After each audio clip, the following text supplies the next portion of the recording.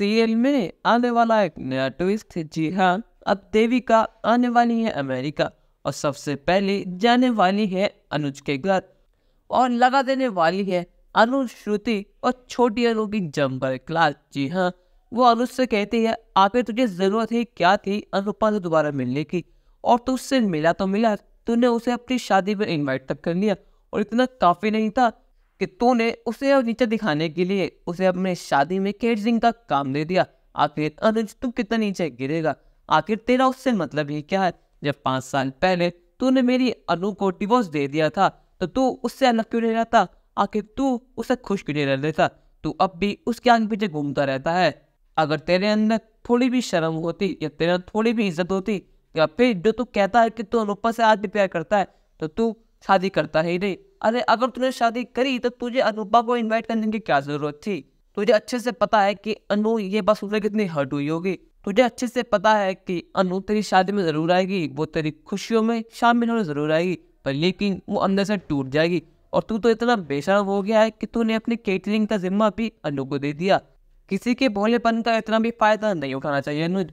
और ये बात तो अच्छे से समझ ले कि मेरी अनु कहीं नहीं जाएगी और ना ही वो केटरिंग का काम करेगी।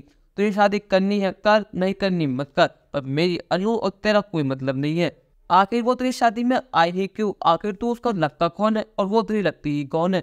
अगर तुझे इतना ही प्यार था तो तू उसे ढूंढता, कुछ भी करता, पर लेकिन तू उसे डिवोर्स नहीं देता। पर लेकिन तूने उसे डिवोर्स दिया, क्या अमेरिका आ गया और वो जिंदगी में आगे बढ़ गया, और वहां पे अनु 5 साल एक कमरे में बंद रही। अरे अगर वो चाहती तो वो अपनी जिंदगी में किसी और के संग आगे बढ़ सकती थी, पर लेकिन उसने ऐसा नहीं किया। वो तेरी तरह बिल्कुल भी नहीं है। देविका मेरी बात तो सुन, मुझे बोलने का मौका तो दे, मुझे अपनी बात तो रखने दे। यह देविका कहती है कि मुझे तेरी कोई बात नहीं सुननी। या अनुज कहता है कि ये सब जो कुछ हुआ ये बहुत जल्दबाजी हुआ, मुझे बिल्कुल नहीं पता था कि श्रुति वहां जाकर ये सब करेगी। अगर मुझे ये पता होता तो मैं कभी भी श्रुति संग वहां नहीं जाता। यहाँ पर श्रुति भी अब चुप बैठने नहीं वाली। वो भी देविका से कहती है कि आखिर तुम होती कौन हो मेरे एक को सुनाने वाली?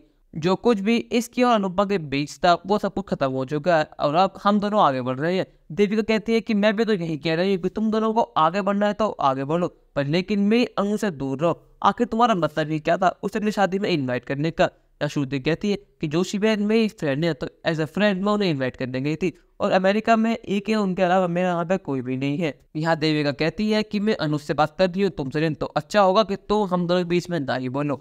यहाँ इतना शोर के बाद सुनकर छोटी भी आ जाती है। वो कहती है कि यहाँ पर क्या हो रहा है, और जब वो देविका को अपने सामने देखती है तो वो शॉक हो जाती है। आदि आपने पॉप से कहती है कि पॉप्स ये तो आपकी फ्रेंड है ना, आपको इतने टाइम बाद मिली है और ये आप इतना गुस्सा क्यों कर रही है? देविका छोटी अनु से कहती है कि सब कुछ तुम्हारी वजह से स्टार्ट हुआ था। अगर 5 साल पहले तुम बदतमीजी ना करती तो आज तुम्हारे पापा और अनुज साथ होते, पर लेकिन नहीं, तुमने अपने गुस्से पर कंट्रोल नहीं रखा और तुम्हारी वजह से सब कुछ बिगड़ गया। या अनुज को अब गुस्सा आ जाता है क्योंकि देविका ने उसकी छोटी बहन को सुना दिया है। या अनुज कहता है देविका तुझे जो कुछ भी कहना है मुझसे कह, तुझे मुझे गुस्सा करना है, लड़ाई करनी है तो मुझसे कर। आद्या को और श्रुति को तू उनके बीच में मत ला, उन दोनों को तो कुछ नहीं कहेंगी।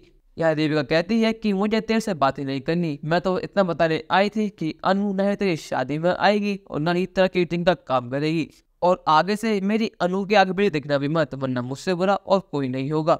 दोस्तों कहानी में नया ट्विस्ट आपको कैसा लगा हमें कमेंट में जरूर बताइएगा, और चैनल को नहीं के सब्सक्राइब तो कर लीजिए। धन्यवाद।